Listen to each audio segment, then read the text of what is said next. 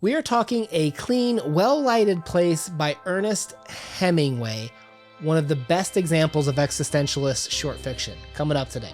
Why do all the great existential stories always happen in a bar?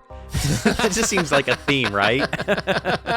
Alcohol is always involved, I think, when we do our best thinking, at least here on the CodeX Cantina. Well, I'll say this. There is big praise for this because our boy, Jimmy Joyce, he once remarked speaking about Hemingway, has reduced the veil between literature and life, which is what every writer strives to do. Have you read A Clean, Well-Lighted Place? It is masterly. Indeed, it is one of the best short stories ever written. Quote. Oof, that's high praise. It's a good story. Let's get into it. All right, so late at night, we have an old patron who is deaf sitting there in the shadows of the cafe, light source being this artificial light. I don't know how much you want to get into the usage of light in the story, but he's in the shadows, right? And in the cafe, we got two waiters. We got an older waiter, right, who might be kind of like middle-aged between these three gentlemen, and the other waiter is the youngest. So we've got a young waiter, probably a middle-aged waiter, and then an old man who's deaf and sitting there drinking. Yeah, in the shadows, all by him lonesome. Now, none of these characters have any names. Why? I think it's a great use of allowing you to see yourself in any three of these spots. Because you and I are obviously the middle-aged guy in this story, but we could relate to the younger guy, and we could see ourselves being the older gentleman one day. So it's great that you could set yourself in any three of these scenarios. I think it also exaggerates the difference between them, right? By making me call him the young waiter versus the older waiter versus the old man, like that further enforces the difference between all three of these and their stages of life, if we view it that way. Agreed. Yeah. So one of the waiter kind of kicks off the story here by saying, like, yeah, that old guy, he tried to commit suicide the week before. He knows it was over despair, but that guy's got plenty of money. Which is interesting because as two guys that just went through quarantine, I think you and I can relate pretty well with that feeling of despair, that feeling of we didn't realize how fragile some of our social networks are. You know, this old man, whether he just lost his wife or moved away, like we don't know the real longer story of this old man. But that idea of how quick it is and how easy it is to become lonely is very real. What I found odd in this situation, even at the very beginning of the story, before you know more about the young guy, is that he doesn't seem to have any care that this old man is sitting there by himself. He's very selfish and comes off as very naive as well. We can talk more about that later. But I think that it just shows in the story that even though these three guys are together, the two waiters and the old man, they're all lonely there together because they don't have a bond, a relationship. And that's something that I think is lacking, that Hemingway, for me, is saying, hey, you have to foster these relationships for them to have any meaning, to make sure that they improve your life. Otherwise, you're going to end sitting alone in a bar, drinking in the dark, alone and sad. The old man, like, he wraps the tea saucer, right? You know, I want some more brandy, right? Like, the young man knows what he wants, right? And he even does like that exaggerated talk to him.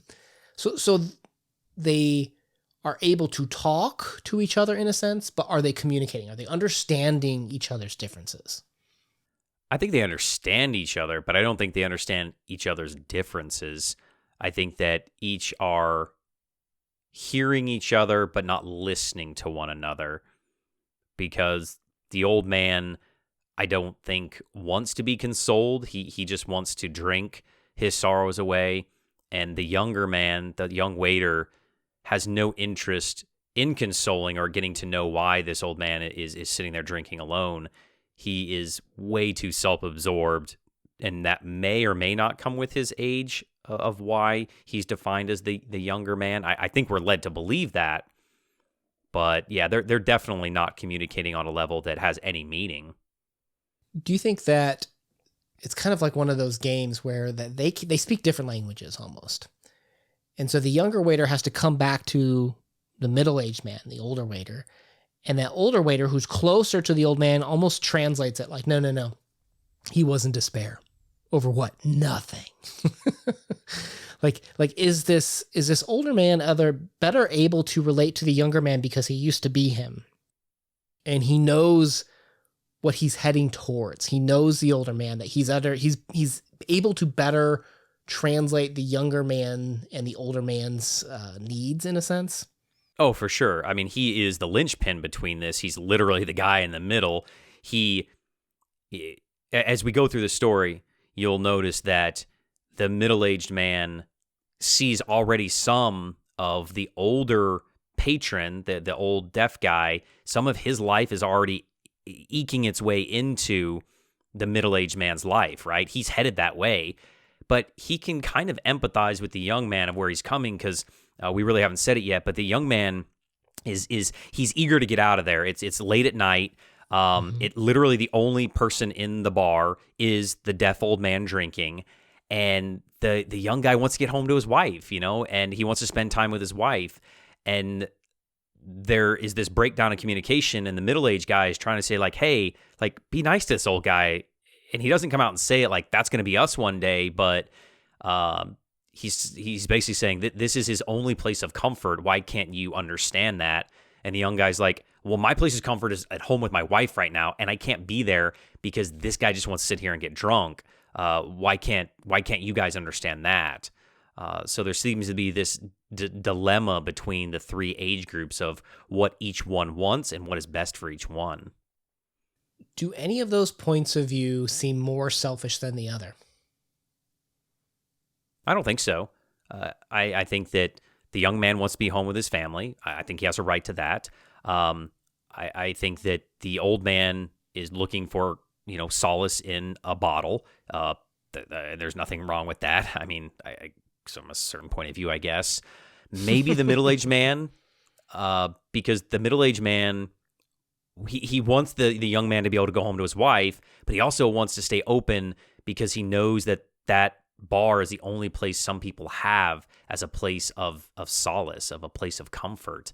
So maybe his is the least motivated in the beginning anyway, because as you get to the end of the story, we realize that the middle-aged man is like, man, maybe I need to be at the bar too, because he might be an extrovert. He needs to be there with those other people to kind of keep him going and recharge himself.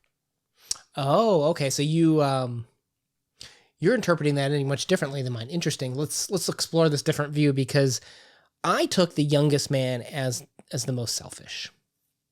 I'm not saying everybody was perfect, everything was clean, but there's to me there's just something crass about the way that the middle-aged waiter is just like, look, man, everybody needs a place to go. We can help him. Like, this is good for him.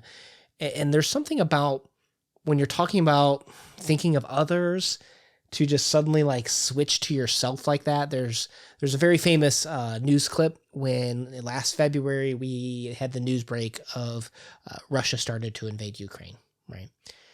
And there's a very famous clip where a newscaster, they're talking about this. They're talking about the invasion, which is world tragedy. Nobody wants to see a war. People hate to see people get killed, right? And the newscaster goes, oh, I know, it's terrible. Like, this is her coming in. She says, and I was planning a trip to Europe, and we had to put it off for a while for COVID, and now I can't go to Europe because, this war, who knows what's going to happen. And it's super cringe. It's super cringe because you're just like, lady, step out of yourself. Right? Like you need to think about others. You need to think about the world and how we're all connected.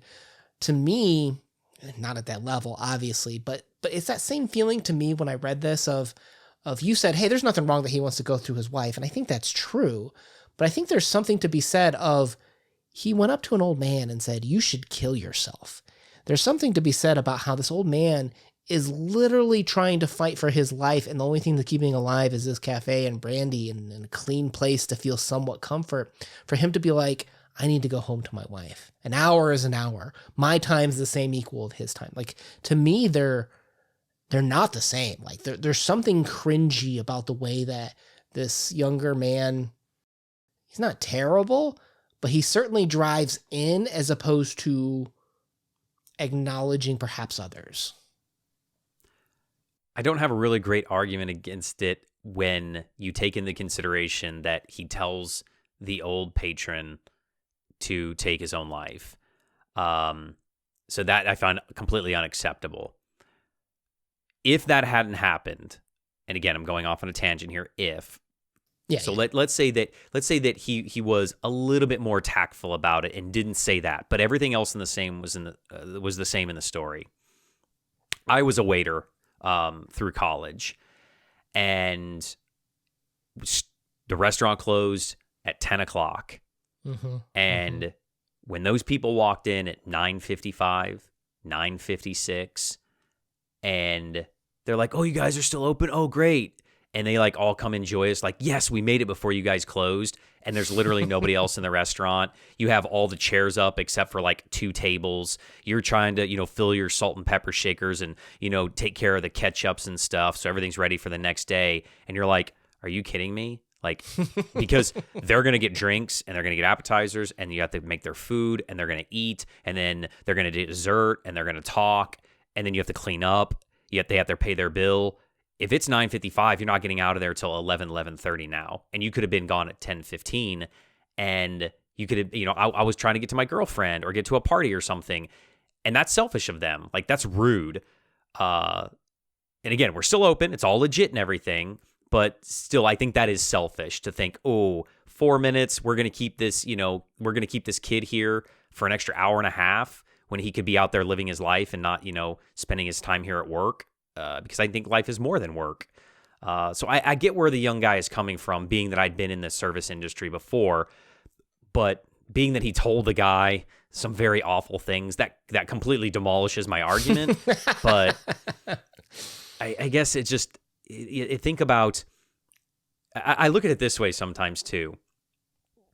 Older people have a lot less time. If you're 65, you maybe have 15, 20 years, good years left. You should be wanting to go do all the time. And young people have all the time in the world and they're wanting to go when they should slow down a little bit.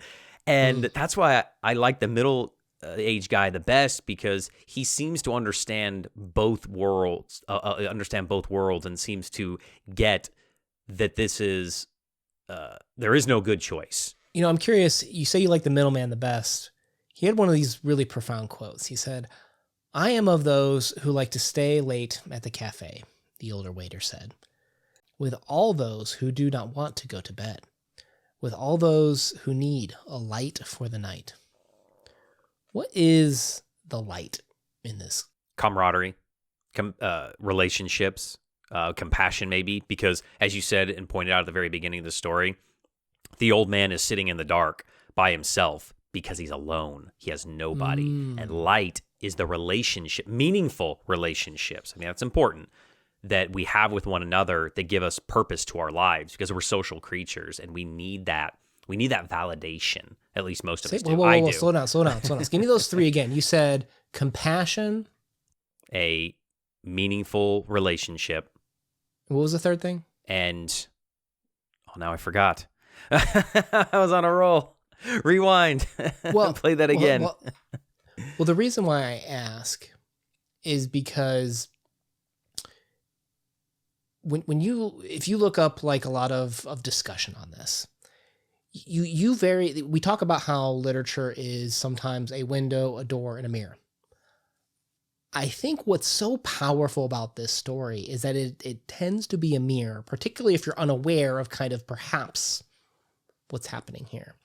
Because a lot of people talk about how perhaps what the story is talking about is the purpose of life, right? And I think you get that. But you so quickly threw in that camaraderie. You so quickly threw in that relationships. And I've heard you mention that before, that I wonder how much of this is, when you look at what these characters want, what the characters want, how much of it are we projecting onto it, right? When we think about what is the most important thing to Crypto's life, I promise you would have said relationships. You would have said time with significant other. Like that sounds like you, right? Yep. And that's not at all how I read that part, right? Okay. I read that part as, have you ever heard the phrase, every man needs a garage? Yeah. right? And it isn't the idea that you need an actual physical garage. It's every man needs a hobby. He needs a thing to do, a thing to fulfill him, right? Because sometimes it's work, right? Some people dive headlong into work and their identity is so tied up into it. Other people have these hobbies, have these relationships, have religions, communities. Like there's so many different things we can get caught up on. We all have our garages that we build, right? And to me, this man realizes that his light, his clean restaurant is sometimes that garage for some people. For this old man who's ready to cut out on life, right? Who's ready to give up. He realizes that his garage is just to come here and to drink and to reflect where the dust has settled, where the light is clean and he hasn't have any problems. He is providing that garage as a service to people. And to him, that is more valuable to keep and provide that service than to look inwardly maybe and spend time with a significant other. I'm not trying to judge anyone that thinks that way, but I think that's part of the existentialist challenge. What is our purpose in life? What's our garage? We need to define that. And each of these characters is going through that, I think, kind of, except I would argue, maybe I'm being too negative on the younger guy, but he's just, even when I was younger, you're so busy, right? Like looking for a significant other, getting married, starting a career, building the skills and resources, rent, finding a home. Like there's so much to do. There's only so much you can fill your time with, to your point, even though you have all this energy, that you miss that ability to discover what is your light, what is that garage that you need to spend your time on, your purpose in life. Yeah, I agree with that. To stick with your analogy on the garage, I think that for the younger man, his garage is closed. He doesn't want other people over at his house. Or if he's in his garage, he wants to be doing his own thing. He wants to be with his family, his wife. I think that the old man has his garage door open, but all the lights are off, and he's just sulking in his despair. And I think with the middle-aged man, the older waiter, I think that to your point of that he sees it as a sanctuary for other people to come to, I think he needs that as well. As it shows later in the story, when he goes to a different bar or cafe, he realizes that he needs to be in the bar with the patrons as much as they need to be in there with him. And I think that it's a symbiotic relationship. And I know I see myself in that, but that's how I view the story of that. These were all about relationships. It's the young man with his wife. It's the middle-aged man only having his patrons at his bar. And it's the older man of lost maybe the love of his life, and he couldn't live without her, and he tried to take his own life. So I think that is that as where do you find meaning in your life? I think is very, very important, and it can be whatever you see fit. And I don't think there's any wrong. I think that the story shows that it evolves over time as you get older, and with that experience, then you will understand, I think, other people's plights better or sufferings better.